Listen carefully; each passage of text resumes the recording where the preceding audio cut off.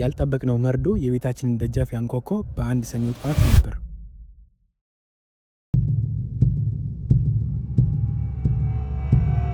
ሁሉም ነገር የጀመረው ግን ከአንድ ወር በፊት በልጅነት ጓደኝነትና በክንነት በከፈትነው በር ነው። ከውጭ ሀገር ለረፍት የመጣው የልጅነት ጓደኛዬ ለ2 ወር መቆያ መኪና አከራይ ሲለኝ ቅንጣት ጥርጣሬ አልነበረኝም። በስሙ ኮድ 2 የሆነችውን የሌላ ጓደኛዬን መኪናችን በውል አከራየ ነው። የ2 ወር የመመለሻ ትኬት የቆረጠ ሰው እንዴት እንዲህ ያለ የጥፋት መንገድ ይከተላል ብሎ መገመት ከባድ ነበር። ዳኒ ምሽት ላይ የሆነው ነገር የሁላችንን ህይወት የቀየረው። ጓደኛዬ በመኪና 2 ሰዎች ገጭቶ ገደለ።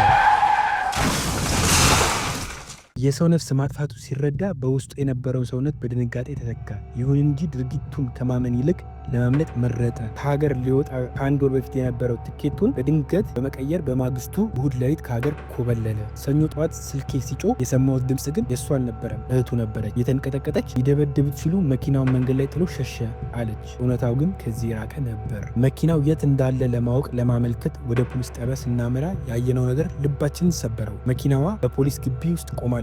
መርማሪው ፊቱ ላይ ምንም አይነት ርኅራኄ ሳይታይበት በዚህ መኪና 2 ነፍስ ጠፍቷል ሲለን ዓለም ሁሉ የተገለበጠብን መሰለን። ወይ ጉድ!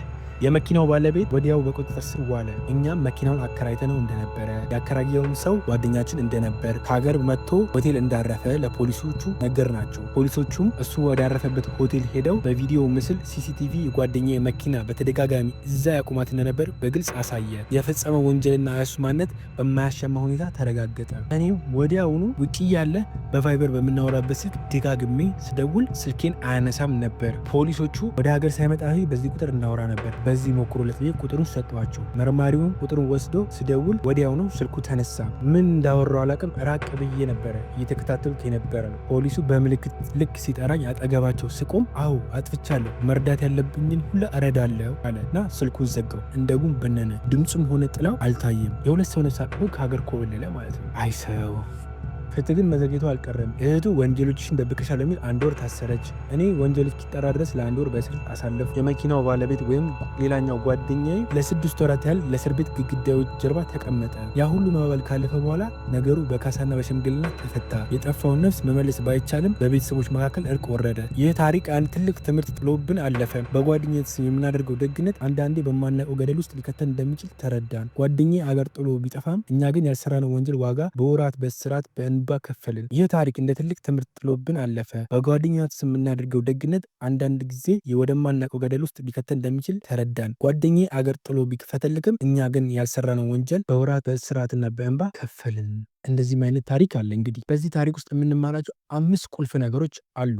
አንደኛ፣ ማንኛውም የምንዋዋላቸው ሰነዶች ለጓደኛ ወይም ለቤተሰብ እንቅፋት አይደሉም። ብዙ ጊዜ ለቅርብ ለወዳጅ ለቤተሰብ በኪራይ የሚሰጥ ውል ስናከራይ ውል እንዴት እጠይቃለሁ፣ ይደብራል፣ አይሆንም፣ አስቀይመዋለሁ የሚባል ነገር አለ። ግን ውል አለመተማመን ሳይሆን ለጥንቃቄ ያክል ነው። ከታሪኩ እንደተረዳ ነው ለሰው መታመን ቀላል ነው። ያ ሰው ግን በተቃራኒው ለእኛ ይታመናል ወይ የሚለው ጥያቄ ውስጥ ያስገባዋል። ሁለተኛ፣ የመኪና ሽያጭ ሆነ ኪራይ በህጋዊ ስምምነት በኩል ቢያልፍ ጥሩ ነው። ይህ ልጅ መኪናውን በኮድ 2 ስላከራየው ቀጥታ ተጠያቂ የሆነው የመኪናው ባለቤት ነው። የመኪናው ባለቤት ለ6 ወር የተሰራው ነፍስ ያላጠፋበት እንዲጠየቅ ያደረገው በህግ ፊት መኪናው የሱ ስለሆነች እና ተጠያቂ እሱን ስላደረገችው ነው። ነገር ግን ይሄ መኪና ኮድ 3 ሆኖ ቢከራይ ኖሮ ተጠያቂው ያ ሰው ነበር ማለት ነው። ምናልባትም ይሄ ሰውዬ 6 ወር ላይታሰር ይችላል ማለት ነው። ያውም በእርቅ ስለቀለለለት ነው ወደ 6 ወር የወረደው። አራተኛ፣ የሰው ደም አይተኛም። ጓደኛው ሸሽቶ ቢያመልጥም እውነታው ግን በሲሲ ካሜራ በቪዲዮ ተረጋግጧል። ቴክኖሎጂ በሞላበት ዘመን ወንጀልን ሸሽጎ ደብቆ መኖር በጣም ከባድ ነው። አምስተኛና የመጨረሻው በደግነት ውስጥ የሚመጣ